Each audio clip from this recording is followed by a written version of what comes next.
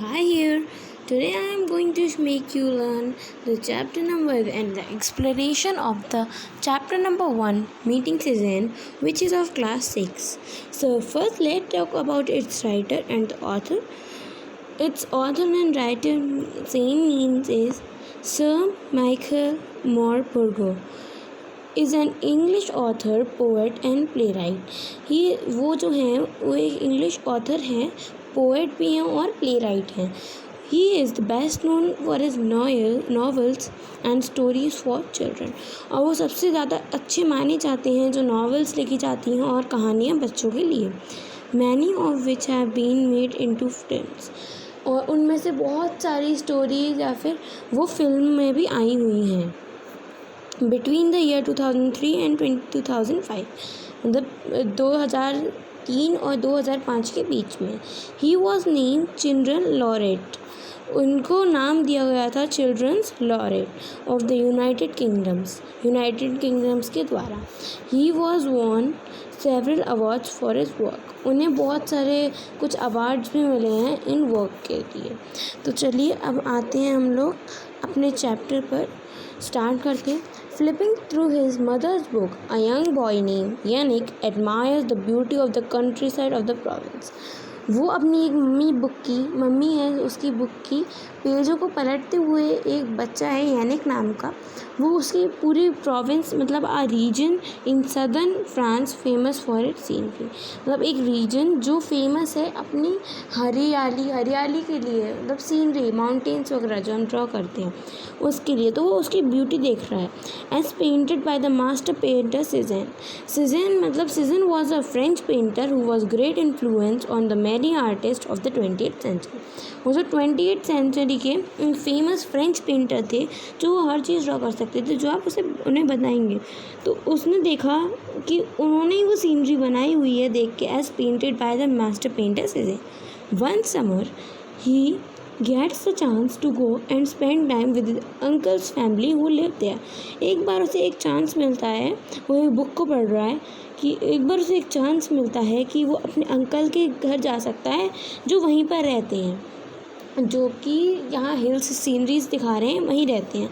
Yannick soon began to stay occasionally helping his uncle run the village inn. यानिक जाते ही उसने खूब enjoy करा रहा. ओकेजनली उसने हेल्पिंग भी करी अपने अंकल को विलेज के चक्कर में, क्योंकि वो कुछ सामान करते थे तो इसलिए उसने हेल्प भी करी ओकेजनली. एक दिन there a bustle at the inn. Bustle मतलब नॉइजी एक्साइटेड एक्टिविटी और मूवमेंट. उनकी बहुत ज़्यादा नॉइजी एक्साइटेड और एक्टिविटी मूवमेंट हो रहा था for the famous man. The inn's best customer comes visiting. क्योंकि सबसे फेमस मैन आ रहा था वहाँ पे और वहाँ पे विज़िट कर रहा था. Who is this man and why is there such a fuss about his visit. कोई वो पूछ रहा है कि कौन है ये मैन, ये मतलब ये जो इंसान है, जो मैन आ रहा है ये कौन है. That evening my cousin Amandine told me I had to go everything properly because their best customer were coming to dine with them some friends. उसकी जो कज़न थी अंकल की बेटी, उसका नाम था अमेंडाइन. तो वो told me I had to go everything properly because they're best customer. वो कहती है कि उससे यानिक से उसकी कज़न अमेंडाइन कि मुझे आज सब चीज़ अच्छे से करनी है क्योंकि हमारे यहाँ पे सबसे बेस्ट कस्टमर आज आ रहे हैं डाइन करने, खाना वाना खाने अपने कुछ दोस्तों के साथ.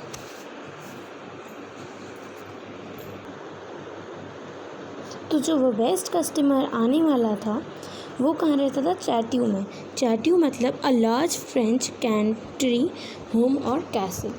मतलब कैसल या फिर एक फ्रेंच कंट्री में घर या फिर और बड़ा कैसल चैट्यू में. In the village she said. उसने कहा कि वो एक गांव में रहते हैं. And was very famous. और वो बहुत ही ज़्यादा फेमस हैं. When I asked what he was famous for, she didn't reply. मैंने तब उससे पूछा, यानिक ने अमेंडाइन से पूछा कि वो फेमस किस चीज़ के लिए हैं. उसने कुछ रिप्लाई नहीं दिया. वो कहती है क्वेश्चंस ऑलवेज क्वेश्चंस, मतलब सवाल पे सवाल. उसने अपने बड़बड़ाते टैटेड होते हुए बोला। टैटेड मतलब बड़बड़ाना, जैसे कि made a sound expressing annoyance. Go and fetch the logs. वो कहती है जाओ आग जला दो उसमें लकड़ियों में जाके। फिर क्या होता है, whoever he was, he looked like an ordinary man without much hair। तो जब भी वो आता है तो जो भी वो यानी कहता है अपने शब्दों में कि वो कोई भी हो, लेकिन वो ऑर्डिनरी मतलब आदमी से ही लग रहा है, सिंपल, जिसमें ज़्यादा बाल नहीं है उसके सिर पे। But I felt very placed when the famous man eight one of my cream ब्रूले। तो वो बहुत खुश हुआ था उस फेमस मैन ने, उसे पता नहीं था लेकिन उसने बताया था फेमस मैन ने तब उसके क्रीम ब्रूले खाए जो उसी ने बनाए थे, तो वो बहुत खुश हुआ। After the man and his guest left, तब उस मैन फेमस आया था, उसने और अपने दोस्तों के साथ गया, भाग चला गया, तो उसने टेबल क्लीन करी। यानिक ने उसने क्या करा, जो टेबल पे पेपर क्लॉथ होता है उसे निकाला, उसको उसका गुंजा सा बनाया, मतलब कि पूरा फोल्ड स्क्रंच करके उसको फायर में हमेशा की तरह फेंक दिया। सडनली एमेंडाइन वैन रशिंग पास मी। मतलब जो एमेंडाइन थी वो मेरे पीछे बहुत तेज़ भाग के आई। तो जैसे कि मैंने बताया वो बहुत तेज़ भागती हुई उसके पीछे आ रही थी, तो वो एकदम से अमेंडाइन रशिंग पास्ट में, वो मेरे एकदम से पीछे आ रही थी भागती हुई कुछ रीज़न के चक्कर में। तो वो अपने टोंग्स क्या कर रही थी, टोंग्स होता है एक डिवाइस जो पिकअप होता है हॉट थिंग्स उठाने के लिए। तो क्या होता है, वो टोंग्स लेती है और उसको पेपर जो रह जाता है उसे निकालने के लिए कोशिश करती है, but it was already too late. लेकिन बहुत देर हो चुकी थी। फिर वो मेरे को देखते मुड़ी, उसने कहा you fool, she shouted, you little fool. कहती है ओ बेवकूफ़। वो बहुत तेज़ चिल्ला के कहती है यू आर सच अ फूल, तुम बहुत बड़े बेवकूफ़ हो। तो कहता है व्हाट, मैंने, तो कहता है क्या, मैंने क्या करा। कहती है the man who just left does the drawing on the table cloth as a tip for papa if he likes his meal. तो वो बोलती है जो मैन ने अभी अभी हमारा ये रेस्टोरेंट छोड़ा है, उसने टेबल पे हमारे लिए टिप बनाई होगी, एक ड्राइंग सी बनाई होगी जो पापा के लिए होगी टिप, जो अगर उन्हें जो मेरी जो खाना बनाया है वो अच्छा लगा होगा। वो कहते हैं he is the most famous, you went and through it in the fire, और तुमने क्या करा, उसे आग में डाल दिया। He is the most famous painter in the world, idiot. कहती है कि वो बहुत बड़ा पेंटर है, इडियट, तुमने क्या करा। She was in tears now, अब वो रोने लगी। Let's come to the next page. या everyone in the restaurant stop eating and went silent. सब लोग रेस्टोरेंट में चुप हो गए और साइलेंट, और खाना बंद कर दिया और साइलेंट हो गए। देन अंकल ब्रूनो केम स्ट्रेडिंग टुवर्ड्स अस। जो ब्रूनो अंकल थे वो थे एमेंडाइन के पापा। तब वो आए, अनलाइक ए जॉली सेल्फ, मतलब खुश हो गई हैं। What is it, he asked Amandine. उसने पूछा क्या हो गया एमेंडाइन, व्हाट इज़ इट। कहता है इट वॉज यानिक पापा, शी क्राइड। रोते हुए कहती है वो यानिक है। उसने क्या करा, he threw it into the fire, the table cloth, the drawing. उसने उसको आग में डाल दिया, टेबल क्लॉथ को और ड्राइंग को। Did you tell him about it Amandine. उसके अंकल ने पूछा क्या तुमने एमेंडाइन उसको बताया था उसके बारे में। अंकल ब्रूनो आस्क्ड, उसने पूछा did Yannick know that he sketches something on the table cloth and leaves it behind for us. क्या यानिक को पता है कि वो ड्राइंग या स्केचेस बना के गया है हमारे लिए on the tablecloth and leave behind for us? Amandine looked at me, her cheeks wet with tears. Amandine ने मेरी तरफ देखा, उसकी चीक्स टीयर्स, आंसुओं से भरे हुए, मतलब गीले हो रहे थे।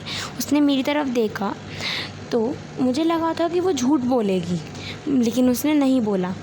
उसने बोला नहीं पापा, नो पापा। She said lowering hand. उसने अपने हाथ को नीचे करते हुए बोला नहीं पापा, मैंने उसको नहीं बताया था। तो उसके पापा कहते हैं then you should not blame him. Should you for something that was your fault? वो कहती है वो उसके पापा अंकल ब्रूनो अमेंडाइन के यानी उससे कहते हैं अमेंडाइन से कि तुम्हें ब्लेम नहीं करना चाहिए। मतलब कि ब्लेम मतलब फालतू का, मतलब वो लगाते हैं ना, किसी पे नाम लगा देते हैं और गलती खुद की हो। You should not blame him. Should you, क्या तुम्हें करना चाहिए बताओ? For something that was your fault, उस चीज़ के लिए जो तुम्हारी गलती है। से सॉरी टू यानिक नाउ। उसके अंकल कहते हैं यानिक से अभी की अभी सॉरी बोलो, माफ़ी मांगो। She mumbled it but didn't raise her eyes. उसने से मम्बल्ड मतलब कि बोलते हुए कुछ नहीं बोला और अपनी आँखें नहीं उठाई। Uncle Bruno put his arm around me. Uncle ने ब्रूनो मेरे कंधे पे हाथ जैसे डालने देते वैसे डाला। Then what happened?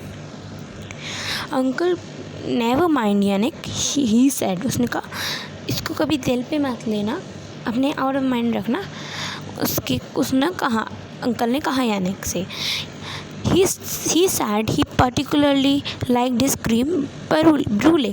उन्होंने बताया कि तुमने जो क्रीम ब्रूले बनाए थे उन्हें सबसे ज़्यादा वही पसंद आया और उसी के लिए उन्होंने ड्राइंग बना के गए हैं। You made it didn't you? वो कहते हैं तुमने ही बनाए थे ना, बताओ जल्दी, तुमने ही बनाए थे। So the drawing was for you really. वो कहते हैं तो तुम्हारी ड्राइंग जो थी वो तुम्हारे लिए बनाई गई थी रियली, सच्ची में।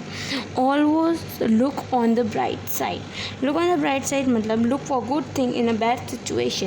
मतलब कि कोई हमारे यहाँ एमरजेंसी वगैरह आ जाती है, उधर खुश होकर मतलब कि बात करो और उसके बारे में कुछ सोचिए कि हाँ कि ये सही हो जाएगा। कभी भी अपना होप लॉस्ट नहीं करना।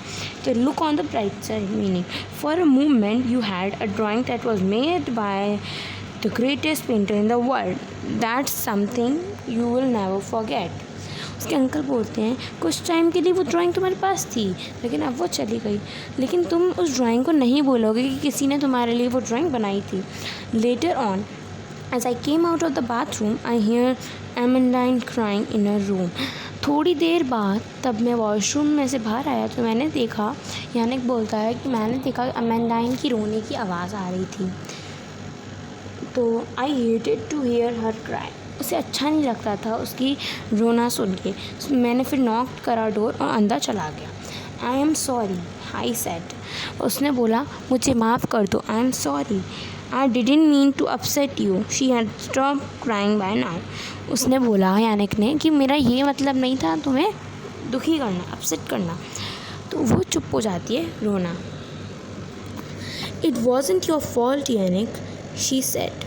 वो कहती है कि ये तुम्हारी गलती नहीं है यानिक। Still sniffing a bit, हिचकियाँ लेते हुए, मतलब कि जो होती है रोने के बाद। It's just that I hate it when papa's cross with me. मुझे सिर्फ ये पसंद नहीं है कि तब पापा मुझे डांटते हैं। वो कभी कभार तभी डांटते हैं मुझे तब मैं सच्ची में कोई गलती करी होती है। मुझे तुम्हें ब्लेम नहीं करना चाहिए था, तुम्हारा नाम नहीं लगाना चाहिए था। I am sorry. वो कहता है फिर वो क्या करती है अमेंडाइन उसको देख के खुश होती है। I lay awake all night my mind racing somehow I was going to make it all right again and make Amandine. वो पूरी रात सोया नहीं, उसका माइंड यही चल रहा था कि अमेंडाइन को खुश कैसे करूँ उसी चीज़ को वापस ला के। To make it all right again and make Amandine happy. Soon I had work out exactly what and how to do it. फिर उसको समझ आ गया कि उसे कैसे और क्या करना है। Even what I was going to say when the time came. उसने मतलब कि even what I was going to say, मुझे क्या कहना था मैं तभी कहूँगा तब एक सही टाइम आएगा, when the right time came. Next morning I didn't go for my walk in the hills, but my way down to the village to watch the statue. दूसरी सुबह वो वॉक करने के लिए हिल्स में नहीं गया, बल्कि वो ले डाउन हो गया चैट्यू जाने के लिए। वो चैट्यू जा रहा था। फिर उसने उधर उस फेमस पेंटर के घर जाके देखा कि तब तक कोई नहीं आया था। तब तक सब लोग चले गए थे। तब तक वो खड़ा रहा। जैसे सब लोग गए वो गेट्स पे इजीली चढ़ गया and then run down through the trees. फिर वो ट्रीज के पीछे चला गया, छुप गया। They are surrounded by very little hair who had come to the inn. Wait, they are surrounded by the vast and threatening forest on all sides. Was an old man with very little hair who had come to the inn. वो जो surrounded by the vast and threatening, वो पूरा forest की तरह था जो trees का वो था। और उधर कौन बैठा था? एक ओल्ड मैन जिसके पास बहुत कम बाल थे, जो उनकी रेस्टोरेंट में इनमें आया था। He was sitting alone on the steps in the sunshine and sketching. वो अकेले बैठे थे सनशाइन में और स्केचिंग कर रहे थे, मतलब drawing. I approached as silently as I could, but somehow I had must disturb him. वो बहुत धीरे धीरे चल रहा था, पता नहीं, लेकिन तब भी थोड़ा डिस्टर्बेंस उन्हें हो गया। He looked up, shading his eyes against the sun. वो अपनी आइज़ को शेडिंग द सन में देखता है और उस यानिक को देख लेता है। वो कहता है hello young man, he said. Painter कहता है hello young man, hello, he said. Now that I was close to him I could see his very indeed very cold. तो जैसे वो उसके पास में आया उसने देखा वो काफ़ी ज़्यादा ओल्ड है, लेकिन उसकी जो आँखें थी वो अभी तक यंग थी, ब्राइट थी और सर्चिंग थी। Are you Monsieur Cezanne? वो पूछता है। फॉर मिस्टर के लिए फ्रेंच में मॉन्सियर लगाया जाता है। तो वो पूछता है are you mister Cezanne the famous painter? उसने पूछा। कहता he seemed a little puzzle. वो थोड़ा सोच में लगे। So I went on. तो वो बोलता है, वो बोलने लगता है my mother says you the greatest painter in the world. कहता है मेरी माँ ने बोला है कि तुम ग्रेटेस्ट पेंटर हो इन द वर्ल्ड में, पूरी दुनिया में। He smiled and then laughed. उसको देख के स्माइल करके हंसते हैं। I think your mother's probably right. वो कहता है शायद तुम्हारी मैम सही हैं, तुम्हारी मदर सही हैं। You clearly have a wise mother. तुम्हारे पास सच्ची में एक बुद्धिमान माँ है। But why did she let a young lad like you to come wandering here is on his own? वो पूछता है कि तुम इतने छोटे बच्चे हो, तुम्हारी माँ ने तुम्हें अकेले क्यों भेज दिया इधर? वो बताता है, एक्सप्लेन करता है कि मैं क्यों आया हूँ और उनसे क्या चाहिए। He looked at me with a furrows wrinkle brow, कि कन्फ्यूज़न दिखाते हुए वो मुझे देखते हैं। पहले वो उन्हें बताता है I remember you now from last night. तो वो कहता है अच्छा मैंने तुम्हें पहचान लिया लास्ट नाइट, क्योंकि उधर आया था पेंटर उनकी रेस्टोरेंट में। तो वो पेंटर कहता है अच्छा मैं तुम्हें पहचान गया, तुम कौन हो? Of course. वो कहता है हाँ ज़रूर, मैं तुम्हारे लिए एक और पिक्चर ड्रॉ करूँगा फॉर ब्रूनो, अंकल के लिए। What would he like? वो कहता है तुम्हें उन्हें क्या पसंद है? पेंटर पूछता है no better still what would you like? वो कहता है चलो छोड़ो उनको, छोड़ो तुम बताओ तुम्हें क्या पसंद है? वो कहता है I like selling boats. Selling boats मतलब चलती हुई जो धीरे धीरे चल रही हैं। तो वो कहता है क्या तुम बोट्स बना सकते हो? वो कहता है हाँ I will try. He replied with a smile. वो हंसते हुए कहते हैं हाँ मैं ट्राई करूँगा। It didn't take me a long.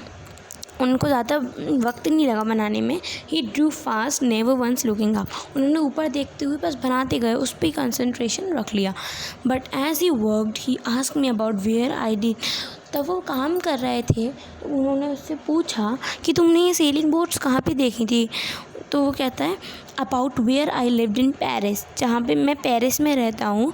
और उससे वो कहता है मुझे पेरिस बहुत पसंद है और सेलिंग बोट्स भी, और मैंने सेलिंग बोट्स पेरिस में देखी हैं। तो वो कहते हैं there he had tearing the sheet from sketchbook and showing me.